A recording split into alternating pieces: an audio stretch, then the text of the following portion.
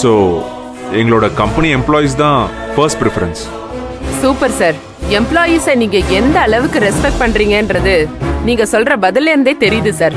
அதை தவிர இதுக்கு முன்னாடி வருஷங்களை விட இந்த வருஷம் உங்க கம்பெனியோட டர்ன் ஓவர் அதிகமா இருக்கு, ப்ராஃபிட் மார்ஜினும் அதிகமா இருக்கு. இதெல்லாம் எப்படி சார் நடந்தது? யாரால நடந்தது? வீடா இருந்தாலும் சரி, கம்பெனியா இருந்தாலும் சரி, ஒரு ஆணோட வெற்றிக்கு பின்னாடி கண்டிப்பா ஒரு பொண்ணு இருப்பாங்கன்னு சொல்லுவாங்க. அந்த வகையில என்னோட சக்சஸ்க்கு பின்னாடியும் ஒரு முக்கியமான பொண்ணு யாருன்னு பார்த்தா வெயிட் சார், அத நானே சொல்றேன். அது உங்க அம்மா சுந்தரவல்லி தானே? நோ. வாட்? அது உங்க அம்மா இல்லையா? அவங்க எவ்வளவு பெரிய இண்டஸ்ட்ரியலிஸ்ட். உங்க கம்பெனியோட அடையாளமே அவங்க தானே. உங்க வெற்றிக்கு பின்னாடி அவங்க இல்லனா வேற யாரு சார்? ஆஃப் கோர்ஸ் எங்க அம்மாவும் ஒரு நம்பர் 1 இண்டஸ்ட்ரியலிஸ்ட் தான், இல்லன்னா நான் சொல்லல. அவங்களோட வெற்றிக்கு பின்னாடி அருணாச்சலங்கிற என்னோட டாடி இருக்கு. ஆனா என்னோட வெற்றிக்கு பின்னாடி என்னோட மனைவி நந்தினி இருக்கு.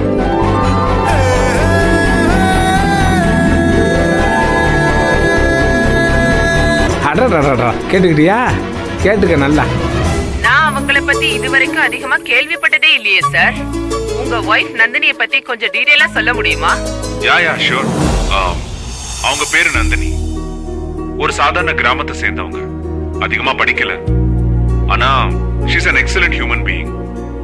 எந்த ஒரு விஷயத்தையுமே டக்குன்னு கிராஸ் பண்ணிடுவாங்க. எல்லாத்துலயும் விட்டு கொடுத்துட்டு போவாங்க. எந்த ஒரு பிரச்சனையா இருந்தாலும் அத அடுத்தவங்க பாயிண்ட் ஆஃப் வியூல இருந்து யோசிச்சு செய்வாங்க.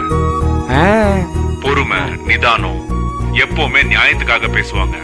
இதெல்லாமே தான் அவங்களோட குணங்கள். இன்ஃபேக்ட் நானே தப்பு செஞ்சாலும் என் ஃபேஸ் டு ஃபேஸ் சொல்லிடுவாங்க. Wow, super sir. நீங்க சொல்றத வச்சே பாக்கும்போது அவங்க குணத்துல தங்க மாதிரி இருப்பாங்க போலயே சார். அதுக்கும் மேல ஆக்சுவலா உங்களுக்கு எல்லாம் தெரியுமான்னு தெரியல, நீங்க இப்ப பாக்குற இந்த சூர்யாவுக்கு பின்னாடி ஒரு மோசமான கடந்த காலம் இருக்கு. எனக்கு ஏற்பட்ட ஒரு தனிப்பட்ட டிராஜடி காரணமா எதுலயுமே பிடிப்பில்லாம இஷ்டத்துக்கு சுத்திக்கிட்டு இருந்தேன். எதையுமே மதிக்க மாட்டேன். லாபமோ நஷ்டமோ கவலையே பட மாட்டேன். யார் எப்படி போனா எனக்கு என்ன, எக்கேடு கேட்டு போனா எனக்கு என்ன, ஐ டோன்ட் கேர் அப்படிங்கிற மைண்ட் செட்ல தான் நான் இருந்தேன். எப்ப பார்த்தாலும் குடியிலேயே இருந்தேன். 24 மணி நேரமும் குடியில இருந்தேன். அப்கோர்ஸ் இப்போ நான் குடிக்கிறேன், இல்லன்னா சொல்லல. ஆனா முன்ன மாதிரி இல்ல. இப்போ எனக்குள்ளேயே என்னோட பாயிண்ட் ஆஃப் வியூ, என்னோட லைஃப், என் ஸ்ட்ராட்டஜிஸ்ல எல்லாம் நிறைய சேஞ்சஸ் வந்திருக்கு. என் வாழ்க்கையை பத்தி ஒரு பாசிட்டிவான எண்ணம் வந்திருக்கு.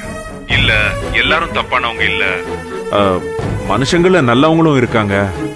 நாம நல்லா ஒர்க் பண்ணணும், தொழில அடுத்த லெவலுக்கு எடுத்துட்டு போகணும்.